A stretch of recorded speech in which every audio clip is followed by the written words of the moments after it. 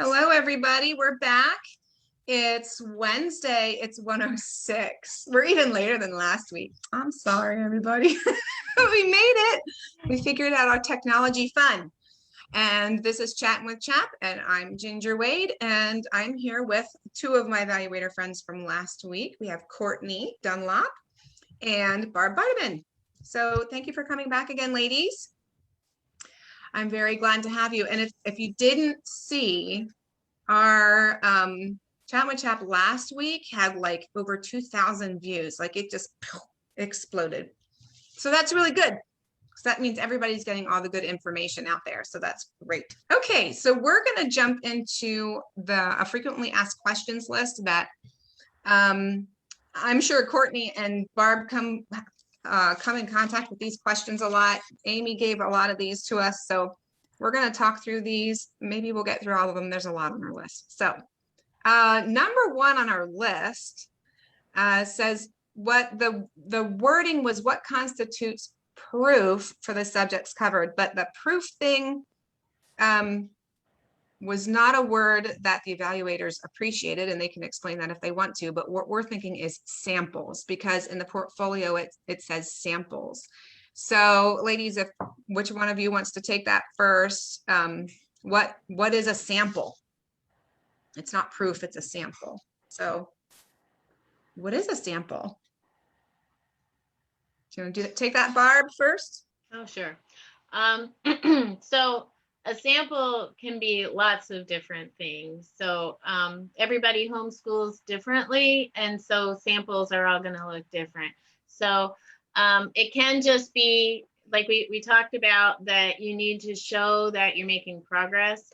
So it can be a worksheet that's like, something that they did in the beginning of the year, something from the middle of the year, something from the end of the year that shows progress.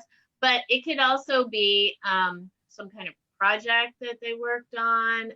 It can be, you can have photographs, you can just have like a paragraph that maybe even especially for a younger kid, that mom wrote describing what they did.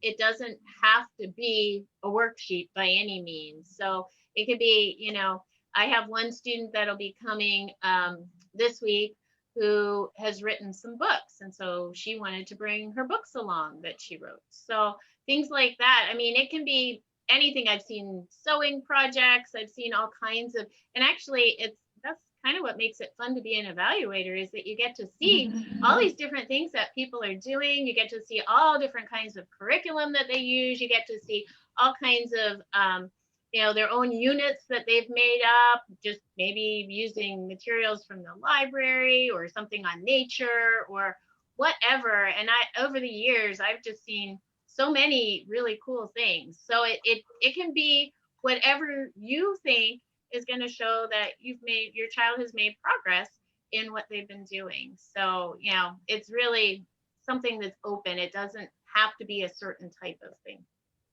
Okay. Anything else you want to add to that, Courtney, or does that pretty much cover it? It pretty much covers it. The only thing that I would add is if, let's just say for history, you just read books. You read living books sitting on the sofa, snuggling. That's great. Don't create written work. Put those books on your log. That's another way to show progress. Yeah. So what is it about? Now, sometimes I know on some of my videos, like I've had to explain the difference between register and file an affidavit. So sometimes vocabulary is tricky. So why not the word proof? Why sample and not proof? Just so people know. I don't know. Because I know, Barb, you had really brought that up when we talked about it before. So what's the difference there between those two words? So to me, proof means that you're trying to make sure that you have met a certain standard or whatever. And with this, you're just trying to show progress. So, and the law just says samples. It doesn't say proof. So it kind of makes me feel like if you say proof, the homeschooler's on the defensive, and needs to prove what they've done. And I don't feel that way at all. I just want to see samples because that's what the law says, samples. So I'm not looking for proof that you've done something. I'm just looking for samples. And to me, there's a difference there in just kind of the connotation of the word. Yeah, that's really great, because just before we started this video, I was out and I was in a homeschool group, and there was someone who actually posted, and maybe you're watching this and maybe you can share this with her if you know her, but she has someone who is going to be evaluating for her, in a public school teacher person. And after looking over her things for the year, she's like, well, you haven't done enough. Like it was a proof thing, like, so I posted our previous video on that comment and said, watch this, because we talked about that last week, where the evaluator's not looking for proof. Like Barb said, you're not looking for proof. You're not proving that you've done enough. The evaluator is not the end all be all of you've done enough school. That's not the evaluator's job. So we talked about that in last week's Chattin with CHAP 118. If you missed that conversation, you might want to watch that video and check that out. So very important distinction there. It's actually pretty huge distinction there. So, okay, so that was number one. So let's move on to number two. This is a great question. Does it matter what results my child gets on the standardized test? So Courtney, do you want to do this one first? Sure. No, it does not matter how your children do on the standardized test. It just matters that they've done the test in grades 3, 5, and 8. And so those results should be shown to the evaluator. And honestly, I only look to see that they were done. I look at your results. The only way that I look at the results is if the parent has a question. Otherwise, it does not matter how they do. Yeah, and I'm not a fan of testing. I know a lot of you have to test to go to college, or a lot of colleges you do. So in that situation, but I don't know. I'm just not a. Some people test well and some people don't, but it doesn't show what you know. So right. I believe along those same lines. I don't think that those tests show what a child knows, or even shows or as an indicator of what they're capable of learning. Exactly. Well, Exactly. and you probably covered this in testing, but they don't even have to take, like the third grader doesn't have to take a third grade test. They have to be tested in third grade, but they could take the second grade test. They could take the fourth grade test. It's up to you to decide what test they take, as long as, you've got one of the tests that's on the list, the 11 that the PD has put out. Otherwise, you can decide what you want to do with that. Yeah, that's another thing. Out on homeschoolpennsylvania.org on our test site, we do list all those tests, but that's important, Barb. Like, it's another place where our law is more general than people realize. Just because you think your child's in third grade, which a lot of homeschoolers don't even do grades, doesn't mean you have to test at third grade level. So it's kind of like blow your mind. You kind of going, whoa, you just need to have a test administered, and the evaluator looks to see that a test has been done. Doesn't look to see, oh, you did really good. You did it good enough to pass. No, there is none of that. Yay. So it's, those are really important distinctions. Okay. Number 3, this is a great question. How much do evaluations cost? Barb. It doesn't start again. Okay, so I have to say I raised the price of my evaluations this year. Kind of last year, this year, because it's been a lot more work for me to put everything together with having to do the virtual, and then also just figuring out the dynamics of even our in person and how it's just been complicated, and there've been a lot of questions and things like that. So all that to say that I'm charging $10 per student or child this year. And in the past, I used to charge $5. So that's what I do. That's amazing. How about you, Courtney? So I charge $20 for 8th grade and down. So basically short form. And if a student is doing a diploma program and I'm doing a transcript, then I charge $40. So it's essentially double the paperwork. And yeah, exactly. Yeah, exactly. So, and then my evaluator, she's like, well, give me what you'd like to give me. Here's a range that people have given me before, but give what you can. And if you can't do that, that's fine. I mean, I have 6 kids at one time. I'm having like 4 evaluated at once. It's like, oh, you know. So, and some people aren't comfortable with that. They just want a price tag, but you know, everybody handles it differently. And it's pretty much just up to an evaluator what they want to cost, really. I mean, they could do it for free if they really wanted to. So, And some do. yeah. It's a ministry, I guess, in those cases. So, either way, it's a ministry. But okay, number 4. Can anyone do an evaluation of my homeschool child? We did touch on this last week, and it kind of goes with number. I have one way at the bottom. That Barb actually might not have that one. Call can the evaluator be a relative?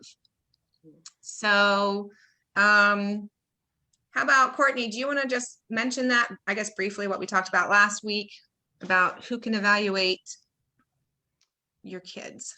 Yes, so an evaluator would be someone that holds a Pennsylvania teaching certificate and has taught or has graded the level in which they're evaluating. So has graded on the elementary level or the secondary level. It can also be someone that has written permission through the school district. And I think a school psychologist as well can do an evaluation. Right, and there's like a non-public school teacher. There's like 5 different categories. And I can't really explain like all of them because the non-public school teacher one kind of confuses me. I'm not exactly sure what that one is about because then you have to have taught within like the last 10 years and it's not super clear to me exactly how that one works. So the psychologist and the certified teacher and then someone with approval are the ones that I'm most familiar with. Could you be in that situation when you're not at a public school? Maybe can people teach at schools without a teaching certificate? Oh, okay, I see. Well, that's why. I was like, why on earth are they listing this separately? That doesn't make any sense to me. That's why. Yeah. That's why. So it's almost like the one where you can have a homeschool mom get a written letter of approval from the, it's almost the same type of situation there. So yes, you could have a relative evaluate your child. It just can't be the supervisor, right? And it shouldn't be the spouse, right? Yeah. Yeah. So it could be grandma, it could be sister, it could be uncle, whatever. Nephew, if you're having advanced nephew. So okay, that takes care of that one. And we'll go on to number 5. How do I know what to include in a portfolio? And part of another question that Amy had given me later was, do you have a checklist? So like, is there a checklist? What do I put in there? What do I even do? Go ahead, Barb. Okay. So I actually have like a little checklist that I keep for myself from each evaluation so that I just have something to go back and say, oh yeah, I saw everything on this date in case anybody were to question me. So what I check off is that I've seen the log consisting of the titles of reading materials used made in contemporaneous order. So basically chronological order. So you need to have your log, which is just a list of whatever reading materials you've used. And you just have to have the titles. Like some people are worried about authors and all, you don't need all that. And then attendance. So I usually, because you attest to the fact that you're going to do 180 days when you turn in your affidavit. So I usually do ask people, because I do check that off on the letter that I give them to give to the school district, the evaluation form. I ask them if they've done their 180 days or 900 hours or 990 hours for high school. And I just check that off because usually they're like, yeah, we have like 3 more days to do, or we have 2 more weeks or whatever, because, you can have your evaluation before you're done with all that. Samples. So I have the sample, the subjects listed for elementary, and then I have a different form that I use for high school. And that's only because sometimes I have people ask me about the subjects listed in the law. So it's just helpful if I have them there. But I just check that off and say that I've seen the samples. And then the test, You need to have the test for grades 3, 5, and 8, like we said. So I check that off as well if they're in those grades. And then the interview with the child. So that's my checklist that I keep for myself to make sure that I've seen everything. Fabulous. So Courtney, do you do something similar? Do you have a similar type of checklist thing that you do, or? For myself, now I just sort of know it. So I used to have a checklist, and now it's just, I just take the notes as I'm doing the evaluation, checking for the exact same things that Barb does as well. And then I keep them in a folder from year after year. So that way, if I do have a school district contact me, I have proof and I can say what I saw in there. I think that it's more for the parents' sake, for them knowing that I have this. In the 23 years I've been evaluating, I've never had a district contact me. I've had one say, did this student do standardized testing? And typically the school district is wrong in that case. But so I have had a couple phone calls, but never to say that a student was not making progress. It was just usually a clerical thing. Had someone called last year, well, this year actually, to ask me if a student graduated last year because they didn't have to turn in, any of the letter to the school district. They didn't have to do testing, any of that stuff. And so they just wanted to know whether they could take the student off their records or not. So anyway, yeah, you just never know. So it is nice to have something, because my checklist, I have lines so I can take a few notes if I need to about anything that might be unusual or whatever. But yeah, so every once in a while a school district will call, and it's helpful to be able to pull something out and say, oh yeah, I saw this child on this day, everything was great. So okay, so yeah, I would think unless you have an evaluator that's been doing it for many years, I mean, just to keep my head on straight, I'd probably have a checklist, but they probably do. So when you find an evaluator, you can ask them. But definitely, obviously, your 180 days, your log, your samples, your test scores, that's the basics. I mean, that's what we're looking for. One of the things that I like to do, I forgot to mention this back in our previous question, for samples, I actually create a photo book, and it has it's a hodgepodge. It's like field trips and science projects and whatever, sports and music things or whatever. And I just make this, it's like the Wade Academy school year book. And it has, last year Joel graduated. So there's a Joel graduation page on it and stuff. And then I make that, and I actually take that along to my evaluation too. And she looks at that and it's like, oh, this is really great. So it's like our little family memory book thing. So that's kind of fun. Everybody likes, well, my kids like photo albums, so they look through them again and again. It's kind of funny. Okay, so let's move on to the next one. It says, what happens after an evaluation? So you've gone to your evaluator's house, or like with Amy, you've met with the evaluator in the park, or you've met on Zoom, you've done the interview, you've shown your work. What now? So Courtney, do you want to explain what happens next? Sure. So you will receive a letter or a form from the evaluation, whether it's that same day or maybe the evaluator needs to mail it to you. It depends. I can type up 8th grade and down short form. I do on the spot, but if it's high school and it's a diploma program student, I need more time to type it. So then I mail those to my parents. Once you receive that, you would make a photocopy and then send it to your school district. I do recommend calling the school district this year to find out how they're taking the forms. Some of them are taking them through email, and that'd be a great option to do. Yeah, I handed my affidavit in this year via email. They were, no one was there. You couldn't take it in. So that was the option. Okay, so that's what happens afterwards. That's pretty simple. Nice. Okay, so here's a question. This is interesting. I started homeschooling in the middle of the year. How do I count days to equal 180? And like with sick days, if there's sick days, like what do you do with that? So Barb, do you want to tackle that one? So yeah, usually what I would say is if you started in the middle of the year, count how many days your child was in school before you started homeschooling, and then just do the number that you need to reach 180.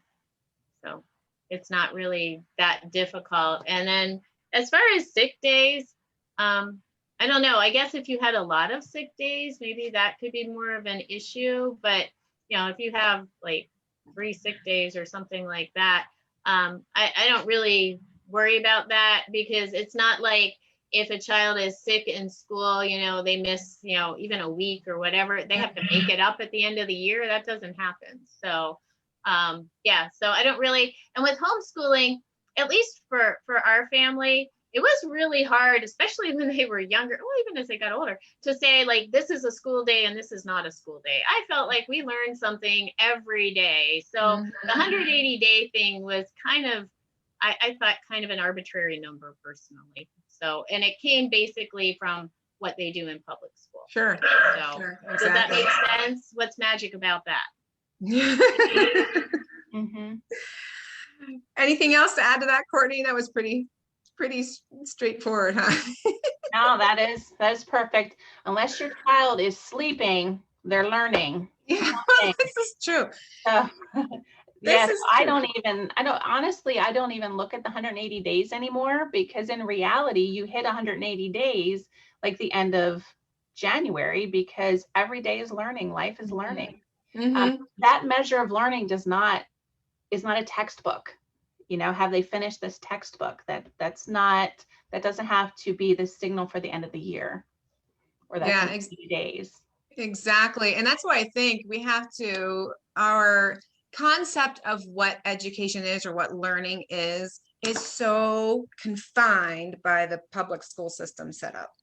And it's not, go before that. Sure, they had one-room schoolhouses or whatever, but even before the schoolhouses, everyone was learning all the time. Like, you read at night, you worked during the day, whatever, you helped on the farm, you learn how to do those things, but then you're also, mom's teaching you how to do this, in the evening or whatever. So there's not, in hours too, it's like you're, constantly learning to do things. So it's just changing your mindset about what education is, or when learning happens. And it's really not what we've been taught. I get questions from like new moms, and they have a newborn. How much time can I take off, or something along those lines? Well, your children are learning even through that process. They're learning, maybe you're not doing the book work, but they're still learning. So those days can still be counted. They're learning to care for a newborn, or learning to get their younger brother lunch so mom can be with the baby.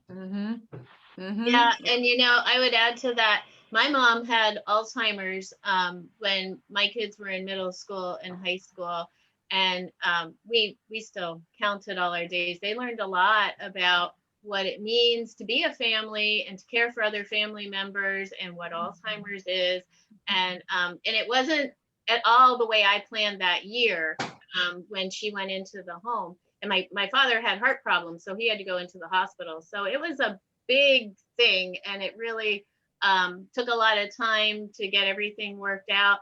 But I just felt like that was what God wanted them to learn about that year. And so it's not like they fell behind terribly or anything. We were fine. And truthfully, when everything was settled, my dad came over and did history with my younger son, who's dyslexic and has trouble reading it on his own. And to give me a break, he read history to him like 3 days a week. And he was happy to do that. So, I felt like the Lord provided, even though I was a little stressed about, how are we going to get everything done? This isn't what I planned. So I can totally feel for parents who are dealing with unusual circumstances and feeling like, what do I do about homeschooling? Yeah, life happens. I mean, and you don't know it's coming, right? So that's the beauty of homeschooling, the flexibility there. And if we're thinking learning is happening outside of books, then anything that happens that you have to work through is valuable. I mean, it's valuable for life, for learning how to work through life and life things. So count them all, moms, count them all. So, all right. Here's a question. I'm an unschooler. How do evaluators measure progress in the required subjects? And along with that was another question that said, how do I assign grades on a transcript if I unschool? Who would like to tackle that one? Do you guys have any unschoolers, either of you? Mm-hmm. You both do, you're both nodding. So who answered the last one? Was it Courtney or was it Barb? I think it's Barb's turn. Okay. So as far as unschoolers are concerned, I think some of it depends on what you're planning to do like after high school, because a lot of the unschoolers that I've known have done more like apprenticeships and things like that. They're not necessarily looking to go to college right out of high school. So the transcript, I always told my kids in particular, because I have one that's very black and white and by the book, and he was like, well, wait, I did this in this grade and this in this grade and this in this grade. How can you say that I did it all in 10th grade or something like that? And I said, the transcript is really translating what you did as a homeschooler into something that other people who don't homeschool will understand. So like this Shakespeare class that I put on here, sure, you did, your Shakespeare competition and memorization and everything in 9th grade, but then you watched all these plays and movies that were Shakespeare in 10th grade, and then you read all these books in 11th grade. And I can't take that and say, well, you did this part here and this part here and this part here. We need to just put it all together into something that makes sense, because you did all this work and you mastered this concept or this course or whatever. So it should be on your transcript, but it needs to be a translation that others will understand. And that was okay with him, which was good, because it took us a little while to work through that. And so I feel like that with unschooling too, you can do the same sort of thing and say, okay, we did this course where we didn't really do any paperwork, but we learned about like hydroponics or something like that. And we set up this whole system in the garage, and and I have had kids do things like that. And so they get a credit for that. And it's really cool because they have some things on their transcripts that, you'd never see on anybody's high school transcript, from an institutional type school, because they just wouldn't be able to make that happen. So you can do it that way. And then as far as grades are concerned, there's a lot of different ways that you can decide on grades, but sometimes unschoolers in particular really don't want to have grades. And so they'll just have like a list of the things that they've mastered, accomplished, whatever, and not put grades on the transcript. And if you're not sending it to a traditional, university or something like that, you don't necessarily need to have grades. Another thing you can do is just to say, well, my child has mastered this, they're going to get an A. There are some people that say, my child's not going to have any C's on their transcript because they need to master, the information, or it's just not even going to be on there. So there's a lot of different ways to look at that. And as unschoolers, you're probably not going to be saying, well, yeah, they finished this course because they read this textbook or something like that, like somebody else might say that's homeschooling. So anyway, it's okay to be creative and have, interesting things on your transcript, and it's okay to come up with your own way to do grades. The only thing I would say is that you need to have some kind of rationale that you can explain to other people if you are putting grades on your transcript, because sometimes there will be like, applications or things that you need to help fill out as like the guidance counselor for your child, and you'll have to explain how you graded them. So that does come up sometimes if your child is going on, like I said, to some college or university or something like that. Just be prepared. So maybe even keep like a portfolio or something that you can use to show them what you did, because it is so like outside of what people are used to. Unschooling is just kind of something that they won't be able to picture. Anything else on that, Courtney? I think Barb covered everything. I've had students that one particular young man, he traditional learning just comes more difficult. So he did a lot of shadowing with his grandfather, and he loves trees. And so he created a business with trees, and he was like 10. And so that's what a lot of his learning took place with, and he would sell the trees. So mom would just show me a list of how the young boy tracked his sales, and maybe if they made advertisements, or how he planned his adventure with trees, how he learned about trees. They just really share a lot of it. I think that with evaluations too, there's a dialogue with the parent. So sometimes it is hard to show everything, especially with unschooling, but there's a communication, a dialogue happening between the evaluator, the parent, and the child to really get a good picture for all that they're doing, which just has always been amazing to me, what these kids do. That's great. It's like the ultimate outside the box, right? It's really amazing. And truly, I mean, at 10 years old, designing your own business and making it happen. I mean, that's talk about learning. I mean, that's real life stuff there. That's great. And it's a passion. Yay. Fuel the passion. That's great. Okay. So this one is, I think Barb touched on this earlier, but I'll ask it because it's on my list. What does your book list look like? Is it just curriculum and a few supplemental books for each subject, or do you include all the for fun books? Do you include every single book? How do you handle that?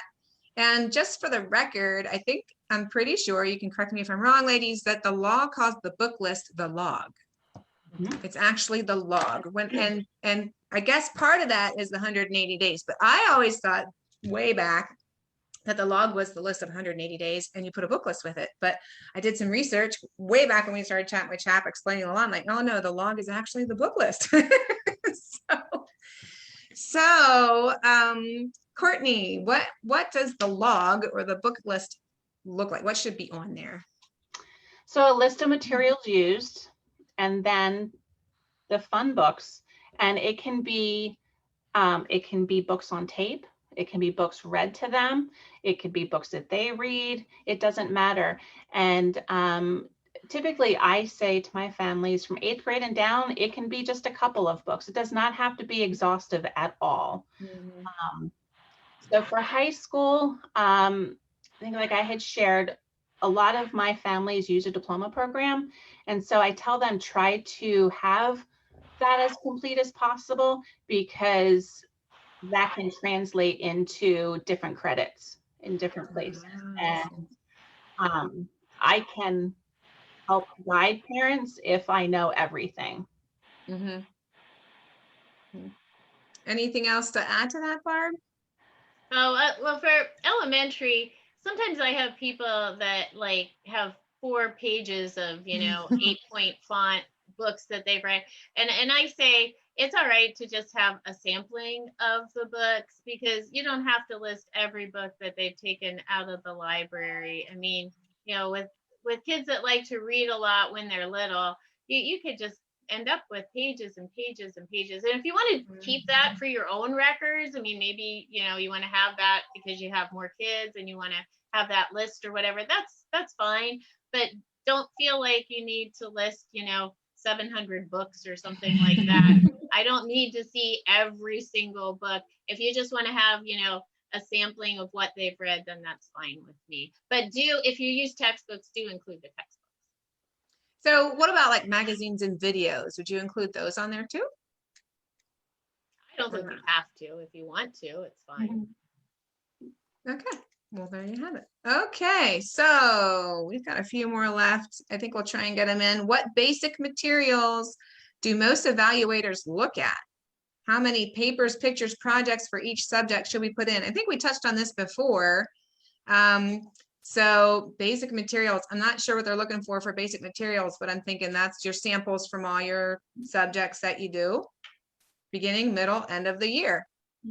And there is no how many, right? I guess you put in what you want, but you guys don't need a 6-inch binder of every single paper because you have all these. Not even a 3-inch binder. So yeah, I mean, like I have said before, you can have a stack of papers that you can put a staple through, and that's fine with me. And you don't have to show me all your art projects and things like that. I mean, some kids really want to show that, but I say, you know, if you want to just show me the samples from the major subjects that you do, like your math and your language arts, you know, things like that, that's fine with me. So. Any other comments, Courtney, or is that, we covered that pretty good. Yeah, I just usually tell parents 3 to 5 things per subject is perfectly fine. And if subjects overlap, great. But if students want to show me something and there's something that was important to them, by all means, I want to see it. I love that you mentioned the subjects that overlap. I just love that. Like, you know, like history and English. How can you not do history and English together like every single year? Like they just go together. It's the coolest. It's the coolest. So, all right. Ooh, how soon should I get an evaluator? Yesterday. So, I mean, people are asking this question already. Go ahead. Who was going to start there? I was just saying for this year, very true.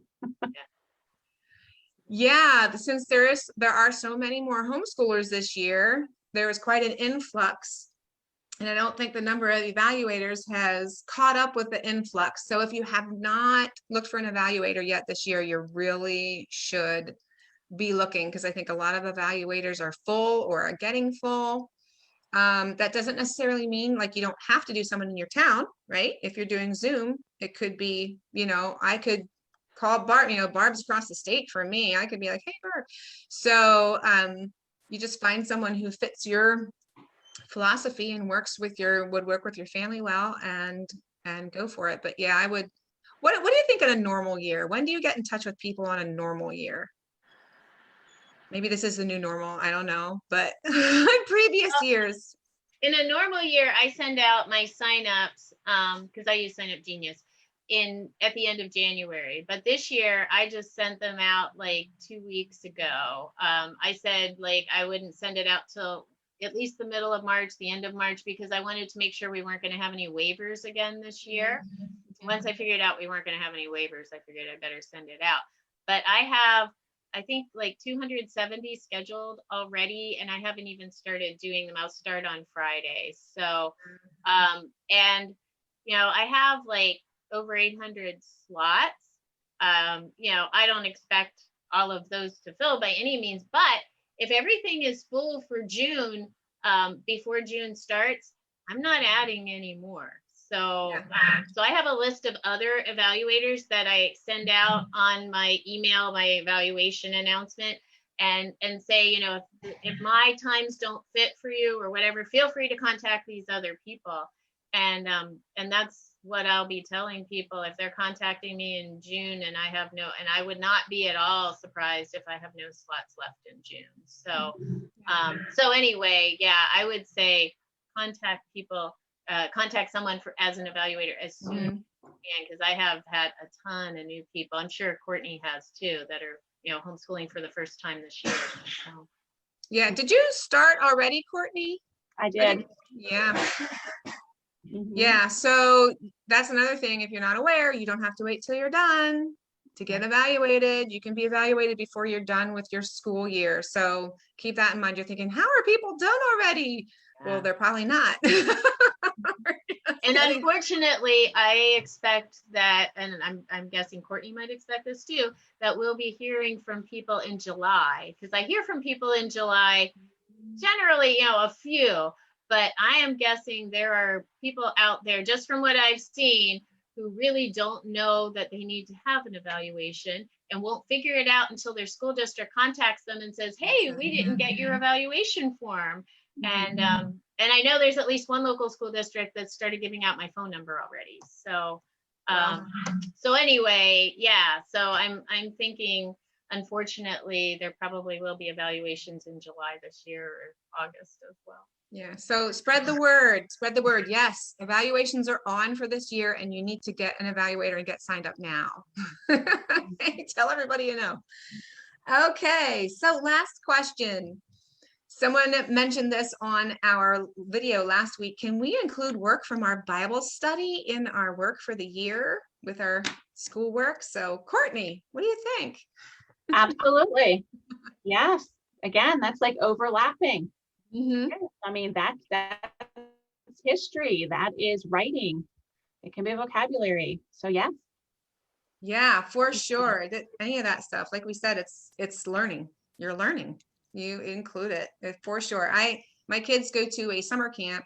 There's a church nearby that does a free full day summer camp. And they do crafts and singing and sports and Bible and all this stuff. And I count it. My boys go, my one son was a camp counselor. I counted like the whole summer. That's all learning. It's all learning. So anything else you ladies would like to cover before we wrap this up? Because that's all my questions. So is that Bible study one?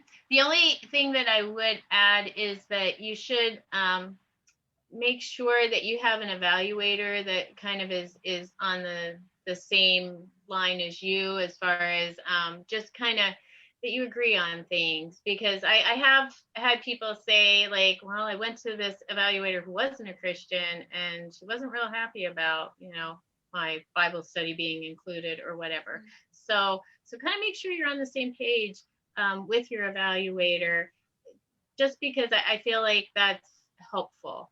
And it'll make the evaluation a little more comfortable experience. So yeah, you should find an evaluator. But again, and even, sometimes a public school teacher won't really understand what homeschooling is all about. So I always encourage people, if you can find an evaluator that is a homeschooler or has been a homeschooler, that is usually a little better fit than somebody who has not homeschooled, because they don't really understand as well how it works. And I have to say, being trained as a public school teacher, I didn't understand how homeschooling worked until I actually did it with my kids. So anyway, yeah. Yeah, and there's a lot of public school teachers that are homeschooling. So, yeah, I know a lot of ladies in my co-op and stuff that are certified teachers, and they were in the teaching in the school system. They had children and they brought their kids home. So yeah, it's very common. So yeah, I think it's very wise to have someone who understands homeschooling. It's just different. The lifestyle is different. The mindset is different. Some of the things we were talking about today, learning happens all the time. Of course, our faith, related, studying Bible, that is included. It's life. That is life. All of life is our faith and is in part of all parts of our life. That's how we live. So it all counts. It's all part of the learning experience for your children. So hopefully this was helpful to you. If you have any other questions, please comment below. We would love to answer your questions. Ladies, thank you so much for joining me this week and last. It has been awesome to have you on here with me, and we made it through the technological hiccups. And we did it. Yay. So yeah, it was great to have you on. I thank you very much. And this has been Chattin' with CHAP. So thanks, everybody. We'll see you next Wednesday. Thank you. Okay.